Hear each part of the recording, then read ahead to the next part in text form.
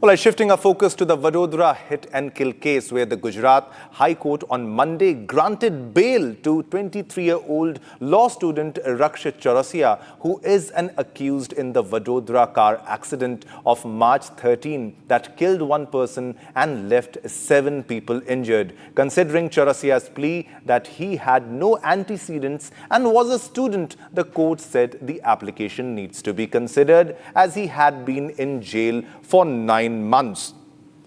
Now, he had been in jail for 9 months and he's the main accused in the Vadodara hit and kill case, and he was granted bail. He was a 23-year-old law student, Rakshit Chaurasia, who is the main accused in the car accident, in the Vadodara car accident of March 13. He had killed a person, he had left 7 people injured. Now, considering Chaurasia's plea, as the court said that he had no antecedents and was a student, the court said the application needs to be considered, and he had been in jail for around 9 months. So he had been in jail for around 9 months, and as very well you can see from the visuals, he was under influence and he was driving his car, and you can see him even dancing after that crash that took place, and he was arrested. Now the accused has got bail again.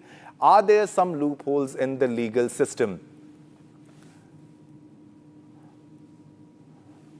All right, we now have the husband of Himali Patel. Himali Patel, Purav Patel is with us, the husband of Himali Patel who died in the crash.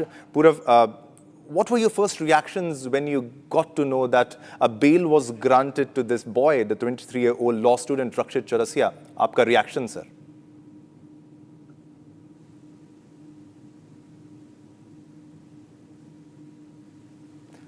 Purav, your audio is mute. अगर आप unmute कर लें तो एक बार, please. हाँ, जी. अभी भी नहीं. एक बार, once again, it was audible once. If you press it once again. हाँ. All right, we're trying to get back Purav Patel, and let me tell you the story once again. It's a Vadodara hit and kill case where the Gujarat High Court on Monday granted bail to the 23-year-old law student Rakshit Chaurasia, who is an accused in the Vadodara car accident of March 13 that killed one person and left 7 people injured. All right, we also have Ajit Bhai Kevlani Akasmat. He's also with us. Ajit Bhai, your initial reactions for this. Aapki pehli pratikriya.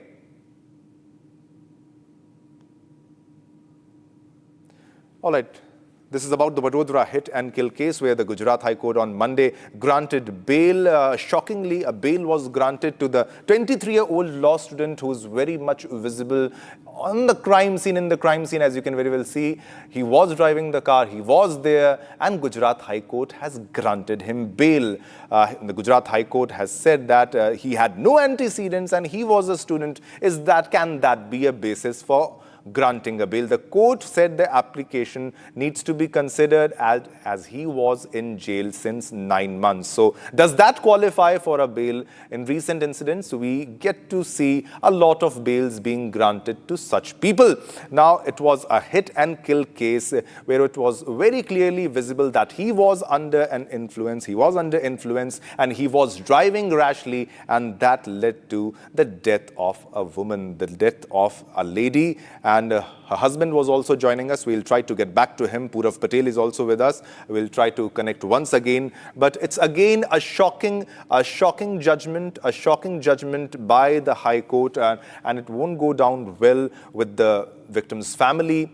They are very deeply disheartened. They are saddened by this, the granting of bail on terms that he had no antecedents and that he was a student. The court said that he was a student, and he needs to be an application needs to be considered as he was in jail for 9 months. So Justice N.S. Kareel of the Gujarat High Court on Monday granted conditional bail to Chaurasia, but a bail was granted, who was arrested by the Vadodara City Police on the night of March 14. 14. You saw the visuals back then too on March 14, hours after he allegedly crashed a speeding Volkswagen Virtus into 3 two-wheelers, killing one woman on the spot and injuring around 7 people. You can see from the visuals. All right, we have again with us Purav. Purav is with us. Purav, आपकी पहली प्रतिक्रिया, your take on this judgment.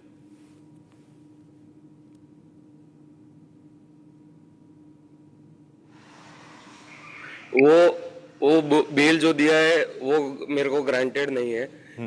Bell किस reason पे दिया है?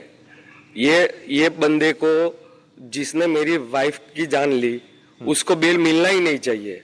और अभी 9 month हो गए, तब से लेके अभी तक कोर्ट में आगे केस बढ़ा ही नहीं है।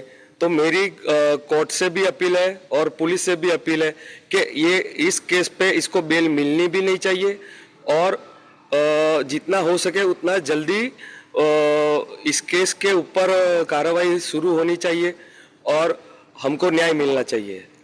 हमको इंडियन कोर्ट पे, पुलिस पे, सब पे भरोसा है, बट ये जो हुआ है हमारे फैमिली के साथ, हमारे साथ, वो हमको जरा भी एक्सेप्ट नहीं है।